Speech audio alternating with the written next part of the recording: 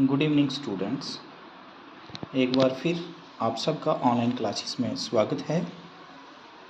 Dear students, कल हमने आपका पाठ्यक्रम जो था वो शुरू किया था और हिंदी साहित्य का इतिहास जो पाठ्यक्रम था आपका वो शुरू किया। जैसा कि आपके पाठ्यक्रम में हिंदी साहित्य के इतिहास में सिर्फ आधुनिक काल ही था और कल हमने आधुनिक काल की पृष्ठभूमि, उसके साथ उसकी परिभाषा एवं वर्गीकरण के बारे में डिस्कस किया और उसका मटेरियल भी मैंने आपको शेयर किया। मुझे उम्मीद है कि आप सब ने ध्यान से सुना होगा और उसको अपनी नोटबुक पर नोट किया होगा। चलिए आज हम आगे का पाठ्यक्रम जो है वो शुरू करते हैं। जैसे कि हमने आधुनिक काल में जो आधुनिक काल का वर्गीकरण था वो किया वहाँ पर कि आधुनिक काल को छोटे छोटे कालों में जो है वो विभाजित किया गया, जिसमें सबसे पहले था भारतेंदु युग जो 1850 से 1900 ईस्वी तक का काल जो है उसे भारतेंदु युग के नाम से जाना जाता है। उसके उपरांत द्विवेदी युग, छायावाद, प्रगतिवाद, प्रक्षोभवाद इत्यादि जितने भी ये छोटे छोटे कालों में इसको बांटा गया। तो मैं आपको बता दूं कि ये जो कल भी मैंने नोट में मैंने बताया था आपको कि प्रयोगवाद के बाद जो नई कविता और समकालीन युग जो है वो आपके पाठ्यक्रम में नहीं है।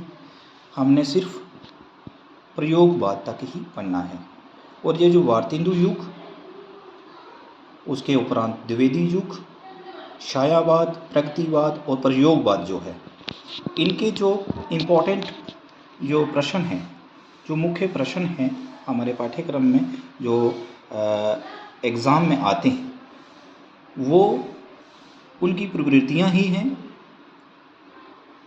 विशेषताएं ही हैं। तो इसलिए चलिए हम शुरू करते हैं। आज सबसे पहला जो भारतेंदु युग है, भारतेंदु युग की प्रवृत्तियां। जैसा कि कल मैंने आपको बताया था कि जो भारतेंदु युग है उसका जो समय सीमा है वो 1850 से है। 1850 से जो 1900 ईस्वी का जो समय था वो भारतेंदु युग का समय था, क्योंकि इस समय में जो भारतेंदु हरिश्चंद्र जी हैं इन्होंने हिंदी साहित्य के इतिहास में महत्वपूर्ण सहयोग दिया। इसलिए यह जो समय था, समय काल की सीमा जो है ये भारतेंदु जी के नाम रही। तो इस समय में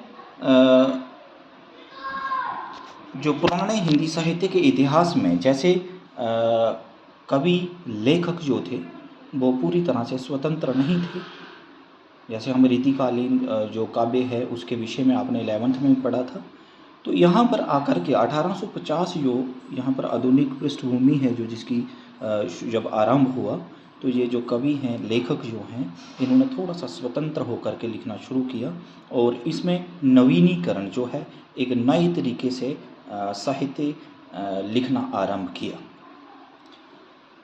तो इसकी जो प्रवृत्तियां हैं, भारतेंदु युग की विशेषताएं हैं। एक बात आप ध्यान रखें कि ये जो प्रश्न है आपको जैसे आ जाता है भारतेंदु युग की मुख्यगत विशेषताओं पर प्रकाश डालें, चाहे विशेषताएं आता है चाहे प्रवृत्तियां आता है, ये एक ही बात है।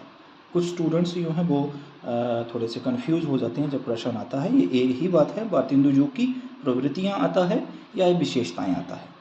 तो इसकी जो है इस युग की प्रवृत्तियां होती है विशेषताएं, कि उस साहित्य की जो है वो क्या क्या विशेषताएं रही। तो इसमें बहुत सारी विशेषताएं जो हैं वो थी उसमें उस समय हिंदी साहित्य के इतिहास में जो है काव्य की बहुत सारी विशेषताएं हैं, लेकिन हम कुछ एक जो है मुख्यगत विशेषताएं जो हैं उन पर विचार करेंगे और मैं इसका मटेरियल भी जो है वो आपको शेयर कर दूंगा। तो इसकी जो सबसे पहली विशेषता है वो है राष्ट्रीयता, राष्ट्रीयता और देशभक्ति की भावना। जैसा कि हमने कल ही पढ़ा था कि ये जो समय था संघर्ष काल था, तब हम अंग्रेज़ों के गुलाम थे, जो हमारा भारत देश था वो संघर्ष कर रहा था। और उस समय जो है हमारे हिंदी साहित्य में जो हमारे जो कवि लेखक जो थे वो भी अपने साहित्य में, काव्य में जो है राष्ट्रीयता पर जोर दे रहे थे और देशभक्ति पर जोर दे रहे थे, ताकि हमारे समाज में जागृति आ सके और वो लोग देश के प्रति जागरूक हो सकें। तो ये इसकी सबसे जो पहली जो विशेषता थी, जो प्रवृत्ति थी, वो थी राष्ट्रीयता और देशभक्ति, जिसको इन्होंने अपने काव्य में विशेष स्थान दिया। और दूसरी जो इनकी प्रवृत्ति जो है, मुख्य विशेषता जो है, वो है सामाजिक चेतना और सुधार। सामाजिक चेतना, जैसे हम उस समय जो है हमारा जो समाज जो था बहुत सारी कुरीतियों से भरा हुआ था, बहुत सारी उसमें ऐसी प्रथाएं थी जो कि समाज पर बहुत बुरा प्रभाव डाल रही थी। लेकिन इस समय के जो काव्य हैं,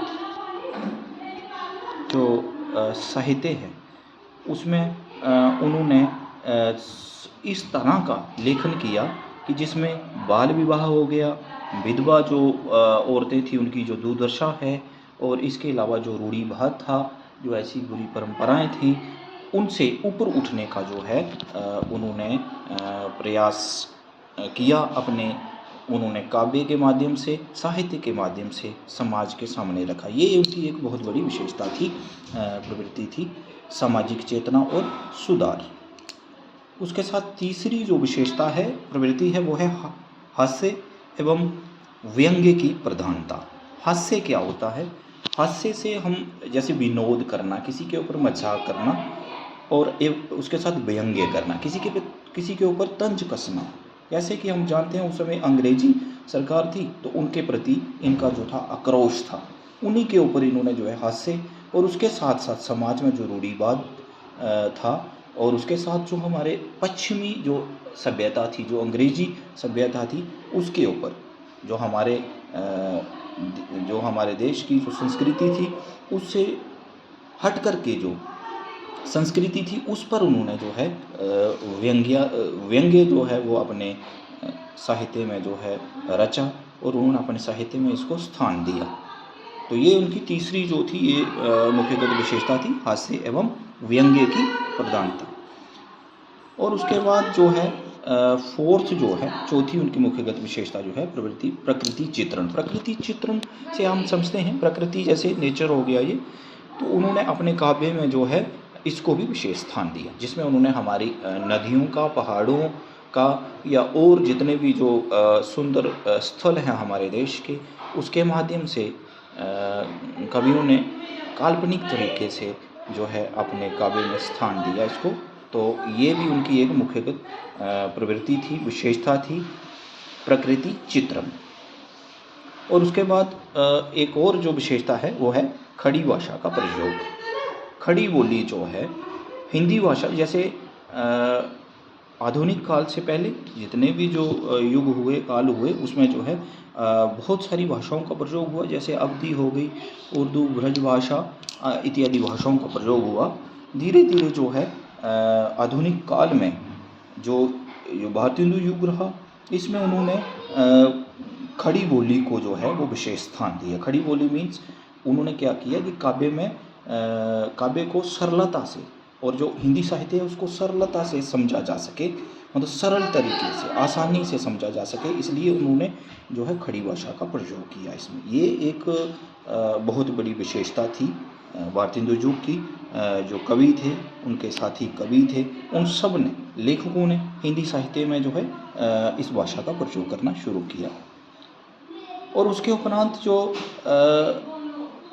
एक और प्रवृत्ति आती है, भाषा शैली में परिवर्तन। जैसा कि इसका पहले ही इसके हम जो है इस पर चर्चा कर चुके हैं, खड़ी भाषा का प्रयोग। भाषा शैली, जो लिखने की शैली जो थी, पहले ब्रज भाषा का प्रयोग होता था, रीतिकालीन कवि जो थे ज़्यादातर जो है ब्रज भाषा का प्रयोग। लेकिन इस आधुनिक काल आते आते, जब ये आधुनिक काल शुरू हुआ, तो इसमें जो है एक तो कल भी मैंने बताया था आपको कि आधुनिक काल को गद्य काल के नाम से भी जाना जाता है। तो गद्य मीन्स जैसे कहानी, उपन्यास, नाटकों में जो है खड़ी बोली का प्रयोग होने लगा, ब्रज भाषा से हट करके खड़ी बोली का, मीन्स भाषा शैली का जो है, भाषा शैली में परिवर्तन आने लगा। इस तरह से ये उनकी भी एक मुख्यगत विशेषता थी। तो ये एक प्रश्न है आपका, भारतेंदु युग की प्रवृत्तियाँ। ये हम रोज़ का एक प्रश्न करेंगे, क्योंकि ज़्यादा जो मटेरियल है मैं आपको शेयर नहीं करूँगा। तो डियर स्टूडेंट्स, आपने इसको ध्यान से सुनना है वीडियो को और समझना है, और उसके बाद में जो मटेरियल शेयर करता हूँ आप अपनी नोटबुक पर इसको नोट कर लें। निष्कर्ष में जो है जो सारांश में हम जो है वो क्या कह सकते हैं इसमें, ये जो है भारतेंदु युग है, ये परिवर्तनकारी जो युग है। परिवर्तन मीन्स इसमें बहुत सारे परिवर्तन आए, जिसमें जो प्राचीनतम जो परंपरा थी उनसे हट करके नवीन चिंतन किया गया। इसमें जो है नए तरीके से जो है इसमें नई चेतना भरी गई, सामाजिक सुधार लाया गया, इसमें राष्ट्रीयता लाई गई, इसमें व्यंग्यात्मकता था, इसमें प्रकृति चित्रण था। ये सारी जो है भारतेंदु युग की मुख्यगत विशेषताएं थी। यही हम इसमें निष्कर्ष में भी कह सकते हैं। तो मुझे उम्मीद है डियर स्टूडेंट्स, जब आप ये वीडियो देखेंगे तो आपको इस प्रश्न की बड़े अच्छे से जो है वो समझ आ जाएगी, और उसके उपरांत आप अपने नोटबुक के ऊपर इसको नोट डाउन करेंगे और इसको इस पाठ्यक्रम को तैयार करेंगे। थैंक्स।